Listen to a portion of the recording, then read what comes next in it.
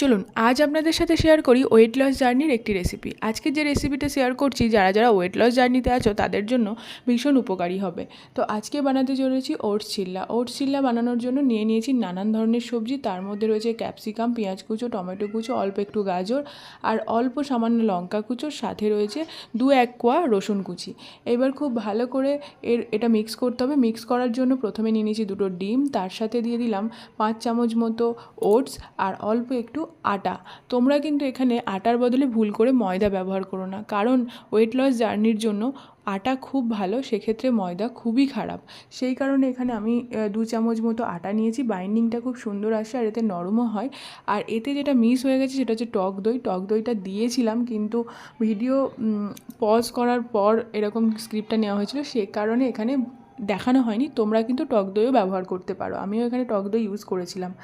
যাই হোক, এবার মিক্স করার সময় যদি তোমাদের মনে হয় একটু ঘন ব্যাটার তৈরি হচ্ছে, সেক্ষেত্রে অল্প অল্প একটু জল দিতে হবে আর ব্যাটারটাকে মিক্স করতে হবে। আর এর মধ্যে দেখো পরিমাণ মতো নুন দিলাম আর হলুদটা এই কারণেই দিলাম যে কালারটা সুন্দর আসার জন্য। তোমরা হলুদটাকে স্কিপও করতে পারো।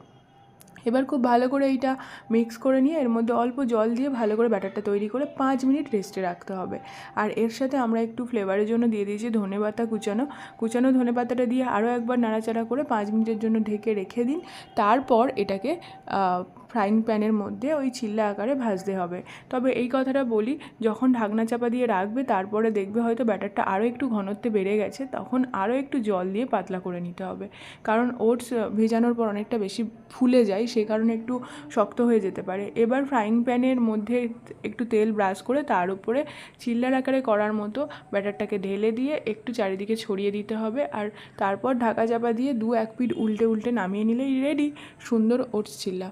তোমরাও বানিয়ে নিতে পারো ওটসের প্যানকেক এরকম বাড়িতেই। ওটস চিল্লা বানানোর জন্য কী কী লাগে তো দেখেই নিলে। আর সত্যি কথা বলতে ওয়েট লস জার্নির খুব কার্যকরী একটি খাবার এটি। আপনারা যদি মনে করেন করতে পারেন। বাবাও এখন ওয়েট লস জার্নিতে রয়েছে, তাই এটা খাচ্ছে। আর আমি নিজে দেখেছি আমার বড়মশাইয়ের অনেকটা ওয়েট লস হয়েছে। শুধু এই খাবারটা নয়, ও নানান কিছুই মেনে চলেছিল, সেগুলোও করে দিয়েছিলাম। তার সাথে সাথে ওয়েট লসটা অনেকটাই হয়েছে। সব দিক থেকে অনেক ফলাফল পেয়েছি। তোমরাও বাড়িতে এরকম ডিনারে কিংবা ব্রেকফাস্টে করে নিতেই পারো ওটসের চিল্লা।